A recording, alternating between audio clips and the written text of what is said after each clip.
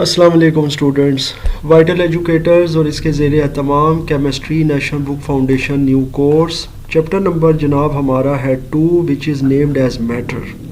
पिछले लेक्चर में हम मैटर के इब्तदाई डायग्राम को समझ चुके हैं। इसके अलावा हमने इसकी जो प्रीफेस रीडिंग थी वो भी की है 2.1 में changes of states of matter और इसकी कुछ चीज़ें। लेकिन अब हम बाज़ाब्ता तौर पर इसकी स्टेट्स को समझेंगे। मेल्टिंग स्टेट क्या होती है, बॉइलिंग स्टेट क्या होती है और डिफरेंट स्टेट्स। और फिर इंशाल्लाह आपके साथ कुछ पिक्चर्स भी शेयर करूंगा, डायग्राम्स भी शेयर करूंगा और उसके अंदर भी आपको मैं कोशिश करूंगा कि साथ साथ आपको समझाया जाए। सबसे पहले है जी मेल्टिंग स्टेट। मेल्टिंग स्टेट का मतलब होता है कि जब हम सॉलिड से लिक्विड में जाते हैं, जब कोई चीज़ पिघल रही होती है। वेरी सिंपल, जिसकी सबसे बड़ी मिसाल जो हमारे घरों में मौजूद होती है वो होती है बर्फ़। यानी कि बर्फ़ से जब वो लिक्विड में आती है, बर्फ़ पिघलती है और वो पानी बन जाती है। इसके अलावा मक्खन होता है, आपने देखा होगा, वो भी मेल्ट हो रहा होता है। जैम मेल्ट हो रहा था। ये और बात है कि मक्खन और जैम में ख़ासा फ़र्क है और उनके जो मेल्टिंग का जो स्टेट है उसमें भी फ़र्क है। फिर घी की मिसाल आप ले सकते हैं, जब आप तवे पर डालते हैं तो वो आपने देखा होगा टेम्परेचर के साथ वो पिघलता है। इस तरह की बहुत सारी रियल वर्ल्ड या रियल टाइम एग्जांपल्स आपको मिलती हैं। व्हेन अ सॉलिड मेल्ट्स, जब भी सॉलिड मेल्ट करता है इट बिकम्स अ लिक्विड, तो वो क्या बन जाता है? एक लिक्विड, यानी कि एक माया की शक्ल बन जाती है। अच्छा, in a solid state the particles are tightly packed together in a stable well ordered state and vibrate in fixed positions। यानी कि जो सॉलिड स्टेट होती है उसमें पार्टिकल्स जो होते हैं ना वो आपस में टाइटली पैक्ड होते हैं, यानी बहुत क्लोजली वो आपस में जुड़े होते हैं और वो फिक्स्ड पोजीशंस में वाइब्रेट कर सकते हैं। यानी कि वो आज़ादाना फ्रीली वाइब्रेट नहीं कर सकते, मूव नहीं कर सकते। वो एक ऑर्डर्ड स्टेट में होते हैं, यानी एक दूसरे के साथ। जैसे आप यूँ कह लें कि आप बस के अंदर बैठे होते हैं तो आप लोग आगे पीछे सीटों के ऊपर ना एक फिक्स पोजीशन में बैठे होते हैं और उसमें आपको बहुत ज़्यादा आज़ादी नहीं होती अपने पाँव वगैरह फैलाने की या किसी और चीज़ की। यानी बहुत सारी बसेस की मैं बात कर रहा हूँ, हर बस की नहीं मैं बात कर रहा, कुछ के अंदर ऑप्शंस होती हैं। बहरहाल ज़्यादातर मैं एक जनरल एग्जांपल, व्हेन एनर्जी, यानी कि जो भी एक्सटर्नल फोर्स या एनर्जी उसको मिलती है, जो कि ज़्यादातर आप यूजुअली कह सकते हैं हीट होती है, गर्माइश होती है। It is added to the solid, और जब वो सॉलिड को दी जाती है एक्सटर्नल एनर्जी कोई भी, चाहे वो हीट हो चाहे टेम्परेचर कह लें उसको, और जब वो सॉलिड पर अप्लाई किया जाता है it causes the particles to vibrate more strongly. फिर उससे क्या होता है कि वो पार्टिकल जो होते हैं ना वो ज़्यादा तेज़ी से वाइब्रेट करना शुरू करते हैं, उनकी जो काइनेटिक एनर्जी है वो बढ़ना शुरू हो जाती है। ये काइनेटिक एनर्जी के बारे में मैं पिछले लेक्चर में भी बात कर चुका हूँ कि काइनेटिक एनर्जी जो है, ये जो काइनेटिक पार्टिकल थ्योरी है और इंटरनल एनर्जी है, ये दो मेन कॉन्सेप्ट्स हैं आपके ये जो changes and states of matter और ये सारा। अच्छा जी, अब जब वो वाइब्रेट करती है ज़्यादा फ्रीली और स्ट्रांगली तो एनर्जी ऐड हो जाती है to a solid at the melting point. और फिर जब वो एनर्जी जो होती है ना किसी भी सॉलिड के साथ मेल्टिंग पॉइंट पर ऐड होती है, it increases it's potential energy, उसकी पोटेंशियल एनर्जी वो बढ़ा देती है। पोटेंशियल एनर्जी से क्या होता है, उससे उसकी जो फोर्सेज होती है ना, यानी कि this weakens the forces that hold the particles in place without increasing there kinetic energy. उससे ये होता है कि वो जो पार्टिकल्स के दरमियान की जो फोर्सेस होती हैं जिन्होंने उनको पकड़ा हुआ होता है, यानी उनकी अट्रैक्टिव फोर्सेस, उसको वो वीक कर देती है और उनकी काइनेटिक एनर्जी को यानी उनकी मूवमेंट को बढ़ा देती है।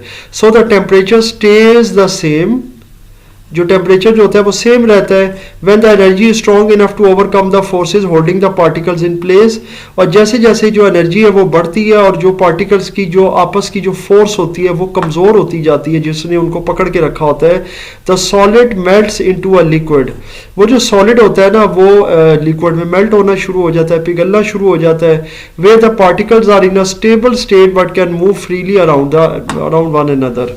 और फिर वो जो पार्टिकल्स होते हैं वो होते तो एक स्टेबल स्टेट में, लेकिन वो आहिस्ता आहिस्ता जो होते हैं ना वो उनकी जो मूवमेंट होती है वो बजाय एक फिक्स पोजीशन के, जो मैंने अभी आपको ये बताई है, वो एक फ्री पोजीशन में आ जाती है और फिर वो जो है मूव होना शुरू हो जाते हैं फ्री पोजीशन में। पहले फिक्स पोजीशन में वाइब्रेट करते हैं, उसके बाद जब वो लिक्विड स्टेट में तब्दील होना शुरू होते हैं तो फिर वो फ्रीली मूव होना शुरू हो जाते हैं फ्री पोजीशन में। ये भी आपको मैं सॉलिड, लिक्विड और गैस की स्टेट्स का जो है ना एग्जांपल भी दिखाऊंगा अभी।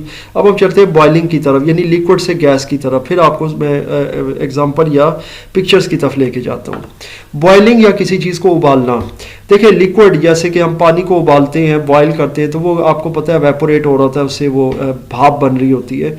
When a liquid boils it turns into a gas. Simple, कोई भी लिक्विड जब उसे बॉयल किया जाता है, आप चाय को बॉयल करते हैं तो उसमें से भी एवेपोरेशंस होती हैं, आपको पता है। दूध को बॉयल करते हैं, वो एवेपोरेट हो रहा होता है, turns into gas. According to the kinetic particles theory in a liquid, यानी कि जो काइनेटिक पार्टिकल थ्योरी होती है केपीटी किसी भी लिक्विड में, particles are closely packed but can move past each other. यानी कि लिक्विड के अंदर जो पार्टिकल्स होते हैं ना, वो एक दूसरे के करीब तो होते हैं लेकिन they are not strongly packed, तो वो एक दूसरे के ऊपर स्लिप कर सकते हैं, मूव कर सकते हैं। और जैसे जैसे एनर्जी हम ऐड करते हैं, as energy is added particles move faster and eventually have enough energy to break free from the liquid surface into the gas. फिर आहिस्ता आहिस्ता जैसे जैसे टेम्परेचर या हीट बढ़ती जाती है तो पार्टिकल ज़्यादा तेज़ी से मूव करते हैं एक दूसरे के ऊपर, और फिर आखिरकार उनकी एनर्जी इस कदर बढ़ जाती है कि दे ब्रेक फ्री। वो मतलब है एक दूसरे की जो हदूद और क़यूद होती हैं उनको तोड़ कर वो ज़ाहिर है फिर वो लिक्विड के सरफेस से एस्केप कर जाते हैं, और जब वो एस्केप करते हैं तो वो गैसियस स्टेट में या गैसियस फेज में कन्वर्ट हो जाते हैं। The added energy increases the potential energy of the particle. जैसे जैसे हम हीट एनर्जी या टेम्परेचर बढ़ाते हैं तो उससे पार्टिकल्स की जो पोटेंशियल एनर्जी है वो बढ़ती है, allowing them to overcome the attractive forces holding them in the liquid. और फिर उससे वही होता है कि वो जो उनकी अट्रैक्टिव फोर्सेज होती हैं जिसने उनके मॉलिक्यूल्स को आपस में पकड़ के रखा होता है, वो वीक होती जाती हैं। This occurs at the boiling point where the temperature remains constant at the liquid turns into a gas. और फिर ये बॉइलिंग पॉइंट पर ये सब चीज़ होती है जिसमें टेम्परेचर जो होता है वो कांस्टेंट रहता है और लिक्विड जो होता है वो क्या हो जाता है, लिक्विड स्टेट से गैस में कन्वर्ट हो जाता है। अब ये बॉइलिंग पॉइंट क्या चीज़ है, देखिए ये यूँ कह लें एक ऐसा पॉइंट है किसी भी लिक्विड का या किसी भी मैटर का जिस पे वो बॉयल हो सकता है। इसे कॉमन सी चीज़ बता रहा हूँ, पानी का बॉइलिंग पॉइंट जो है वो 100 डिग्रीज है, ठीक है।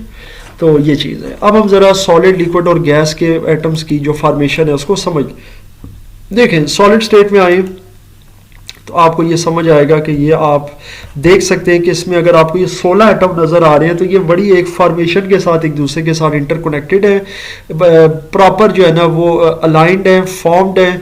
इनके दरमियान बहुत स्ट्रॉन्ग अट्रैक्टिव फोर्सेस है, ये आप देख सकते हैं। यानी ये दो एटम ले लें, इन दो को ले लें, इन दो को ले लें, ये सब आपस में पैक्ड है। और फिर इसके साथ ये देखें तीसरे वाला, तीसरे के साथ चौथे वाला, सब एटम आपस में क्लोजली बॉन्डेड है और फिर ये खास शेप बनाते हैं। सॉलिड के एग्जांपल्स में आपको पता है मेटल्स भी आते हैं, लकड़ी भी आती है, प्लास्टिक भी है, ये सब चीज़ें हैं। सो आई एम श्योर आपको ये चीज़ जो है वो समझ आ रही है। अगर आप वही लिक्विड स्टेट में जाते हैं तो आप देखें कि इसमें एटम जो होते हैं ना थोड़े से एब्रप्ट होते हैं। कुछ एटम क्लोज हैं, कुछ एक दूसरे से दूर हैं, वो करीब है एक दूसरे के, बहुत ज़्यादा दूर नहीं है, लेकिन एटलीस्ट सॉलिड के कंपैरिजन में अगर आप देखें तो इनकी फॉर्मेशन थोड़ी सी लूज है, थोड़ी सी, ज़्यादा नहीं।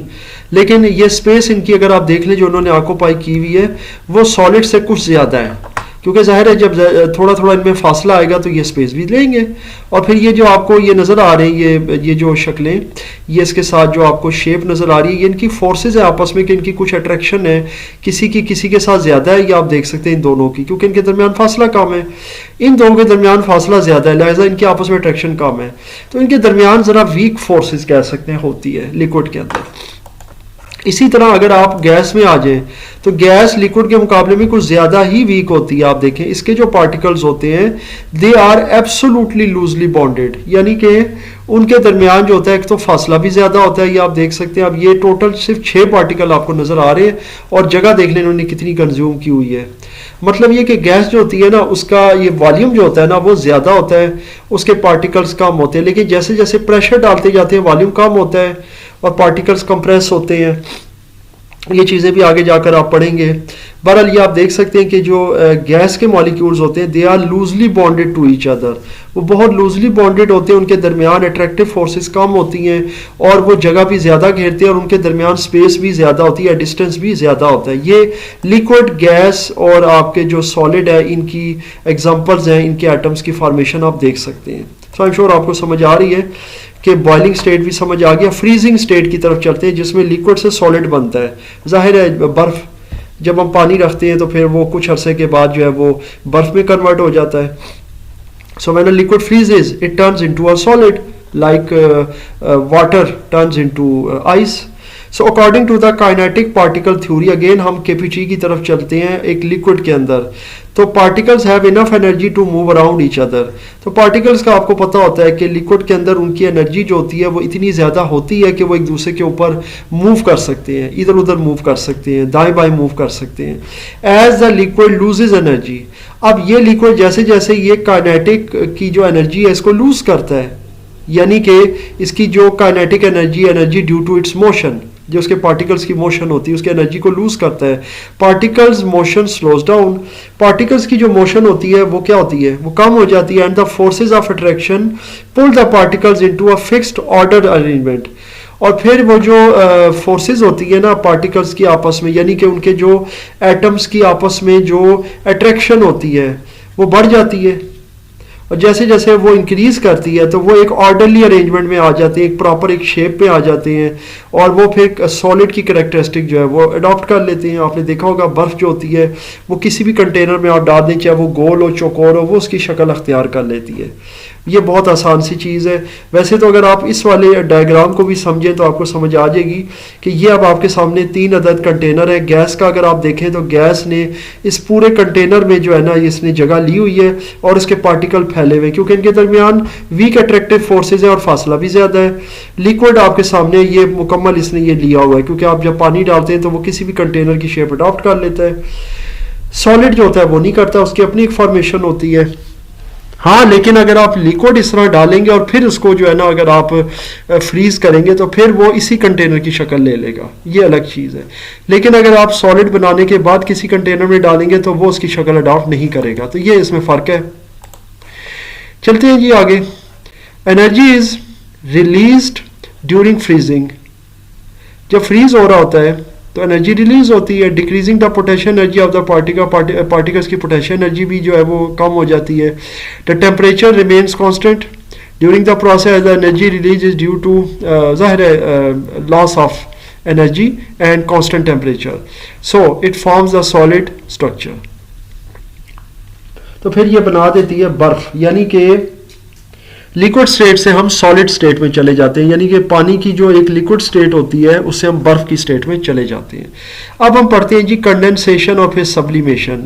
इस लेक्चर के अंदर फिर डेपोजिशन भी है, तो मेरी कोशिश है कि ये आपको तीनों चीज़ें करवाई जाएं। कंडेंसेशन बहुत आसान है कि गैस से लिक्विड में हम कैसे कन्वर्ट करते हैं, यानी कि लिक्विड से तो गैस समझ आ गई, हमने पानी को बॉयल किया तो वो गैस में कन्वर्ट हो गया। तो गैस से लिक्विड में कैसे कन्वर्ट होता है, ये आप बहुत कॉमन सी चीज़ है कि गैस से लिक्विड में कन्वर्ट होता है। यही पानी जब एवेपोरेट होकर ऊपर जाता है, क्लाउड्स बनते हैं, उससे फिर बारिश होती है, तो वही एक प्रोसेस हो रहा था, उसे कंडेंसेशन कहा जाता है। यानी जब एक गैस कंडेंस होती है तो ये टर्न्स हो जाती है लिक्विड में, लिक्विड फॉर्म में। यानी according to the kinetic particles theory ना गैस, अगर गैस की काइनेटिक पार्टिकल थ्योरी को देखा जाए तो particles move away rapidly and act, यानी कि अब ये क्या एक्ट करते हैं, ये फिर जनाब दे आर फार अपार्ट, क्योंकि गैस के अंदर आपको भी पता है कि पार्टिकल एक दूसरे से दूर होते हैं, they are far apart. So as the gas loses energy, जैसे जैसे गैस जो है ना अपनी एनर्जी लूज करती है तो पार्टिकल की जो मोशन होती है वो कम हो जाती है। कम होते होते क्या होती है, अट्रैक्टिव फोर्सेज होती है उन पार्टिकल्स को एक दूसरे के करीब करती है, they pull the particles closer, they form a liquid. Energy is release during condensation, energy release होती है। Reducing the potential energy of the particle, वही चीज़ जिसका अभी हम लिक्विड पढ़े थे, पार्टिकल्स की पोटेंशियल एनर्जी जो है वो कम होती है, टेम्परेचर कांस्टेंट रहता है और गैस जो होती है वो लिक्विड में कन्वर्ट हो जाती है। तो ये इंपॉर्टेंट चीज़ें आपने याद रखनी, काइनेटिक पार्टिकल थ्योरी गैस में कैसे है, लिक्विड में कैसे है। अब सब्लिमेशन प्रोसेस की तरफ चलते हैं। सब्लिमेशन में सॉलिड से डायरेक्ट गैस में कन्वर्ट हो जाता है, ये बड़ी खास चीज़ है। वैसे तो हमने देखा है लिक्विड से गैस में जा रहा होता है। So when a solid sublimates, it turns directly into a gas without passing through the liquid phase। यानी कि अगर किसी सॉलिड को आप टेम्परेचर पर अप्लाई करते हैं तो वो बजाय कि पहले वो लिक्विड में कन्वर्ट और फिर गैस में जाए, क्योंकि आपको मैं ऐसा समझा देता हूँ कि आप बर्फ़ है उसको आप किसी पेन में रख दें और उस पेन को फिर गर्म करें तो वो गैस जो होगी ना, सॉरी जो उसकी सॉलिड स्टेट होगी, यानी कि जो बर्फ होगी वो ऐसा ऐसा पहले पिघलेगी और फिर वो उसके बाद जो है ना वो ज़ाहिर है कि एवेपोरेट होना शुरू होगी, गैसियस स्टेट में कन्वर्ट होगी। लेकिन कुछ सॉलिड ऐसे होते हैं कि जो डायरेक्टली जो होते हैं ना, बजाय मेल्ट होने के लिक्विड में जाने के, वो डायरेक्ट गैस बन जाते हैं। इस प्रोसेस को सब्लिमेशन कहा जाता है। According to the kinetic particle theory in a solid, particles are tightly packed together, ज़ाहिर टाइटली पैक्ड होते हैं। When the solid gains enough energy, जब सॉलिड इतनी एनर्जी ले लेता है कि पार्टिकल जो होते हैं ना वो एकदम ब्रेक फ्री हो जाते हैं, तो फिर वो बजाय लिक्विड में जाने के वो डायरेक्टली गैस में चले जाते हैं। नहीं, ये उन सॉलिड्स के साथ होता है कि जिनको टेम्परेचर से एकदम इतनी ज़्यादा एनर्जी मिल जाती है।